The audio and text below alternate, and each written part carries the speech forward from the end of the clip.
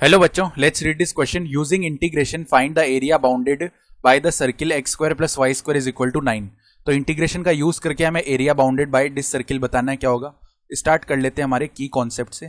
की कॉन्सेप्ट देखो क्या हो जाएगा. हम जानते हैं integration of root of a square minus x square d x, इसका जो फॉर्मूला है वो क्या होता है, x upon two root of a square minus का एक्स स्क्वायर एंड प्लस में आ जाता है a square upon two sine inverse x upon a और प्लस में इंटीग्रेशन कांस्टेंट सी आ जाता है जहां पे ए जो है कांस्टेंट है हमारा.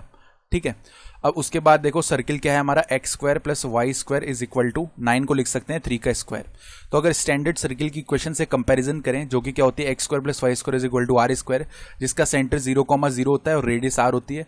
तो उसी तरीके से इसको भी हम बना लेते हैं एक बार के लिए. ये जो सर्किल है इसकी रेडियस 3 यूनिट होगी, इसका सेंटर भी 0,0 होगा. तो कुछ इस तरीके का ये सर्किल आ जाएगा. इसका ये सेंटर है 0,0, ये जो पॉइंट है ना 3,0 होगा. ठीक है. इसको हम एक बार के लिए ये पॉइंट हम O बोल देते हैं ओरिजिन, इसको A बोल देते हैं, इसको B बोल देते हैं.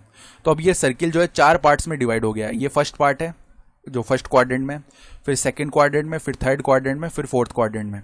अब ये जो है सब सिमेट्रिक होंगे, यानी जो फर्स्ट पार्ट का एरिया है वो सेकंड पार्ट के इक्वल होगा, इसी तरह सेकंड वाला थर्ड के इक्वल, थर्ड फोर्थ के इक्वल, चारों पार्ट्स का एरिया आपस में इक्वल होगा. तो हम क्या करते हैं, इंटीग्रेशन का यूज करके फर्स्ट पार्ट का एरिया निकाल देते हैं, उसका 4 टाइम्स कर देंगे तो इस पूरे सर्किल का एरिया आ जाएगा. ठीक है. तो OABO का एरिया ही निकालना है हमें कुल मिला के. अब ऐसा करने के लिए देखो हम इंटीग्रेशन y dx में जाएंगे ना, तो लिमिट x में लगेगी, यानी 0 से 3 तक जा रहे हैं. देखो हम O से जब A में जा रहे हैं ना, तो x कोऑर्डिनेट में हम 0 से 3 तक जा रहे हैं ना, और यहां से देखो अगर हम y स्क्वायर लिखना चाहें that will be equal to 3 का स्क्वायर 9 माइनस एक्स स्क्वायर. अब देखो फॉर फर्स्ट क्वाड्रेंट अगर हम y का वैल्यू लिखना चाहें वो क्या आएगा, root of 9 minus x square. First quadrant के लिए यही होगा. तो अब अगर हम एरिया लिखना चाहें, area of circle that will be equal to 4 multiply में एरिया ऑफ रीजन OABO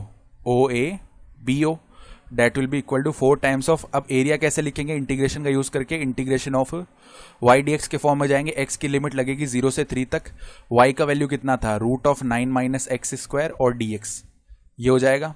तो अगर अब इस एरिया को हम एक बार के लिए A बोल लेते हैं, चलो, या A डैश बोल लेते हैं, this will be equal to A dash. देखो अब किसके इक्वल आ जाएगा, A dash is equal to 4 times of. अब यहाँ पे इंटीग्रेशन का फॉर्मूला लगा देते हैं ये वाला.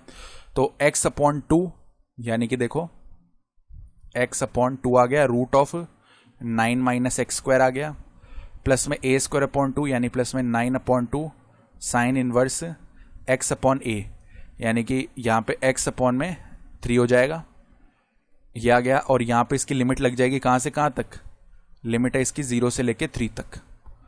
ठीक है. तो ये देखो अब कितना बन गया, 4 तो बाहर एज इट इज है. अब upper limit minus lower limit करेंगे तो पहले तो 3 अपॉन 2 रूट ऑफ 9 माइनस 9 आएगा, देन प्लस में 9 अपॉन 2 यहाँ पे साइन इनवर्स मल्टीप्लाई में 3 अपॉन 3 1 हो जाएगा. माइनस में अब जो लोअर लिमिट है वो लगा देंगे. तो पहले तो x का वैल्यू 0 रखते ये पूरा ही 0 बन गया, और माइनस में देखो 9 अपॉन 2 साइन इनवर्स 0, इस टाइप का टर्म बन गया है. जिसका मतलब है A डैश का वैल्यू देखो कितना आ जाएगा, फाइनली 4 टाइम्स ऑफ, यहाँ पे ये टर्म 0 हो गया, प्लस में 9 अपॉन 2 साइन इनवर्स 1 का वैल्यू, यानी साइन थीटा 1 कहाँ पे होता है, जब थीटा का वैल्यू पाई अपॉन 2 हो. ठीक है. एंड आगे वाले जो सारे टर्म्स है वो -0 और माइनस साइन इनवर्स 0 0 ही होता है, यानी ये बन गया 4 मल्टीप्लाई में 9 पाई अपॉन में 2 मल्टीप्लाई 2 4 हो गया, 4 से 4 डिवाइड हो जाएगा.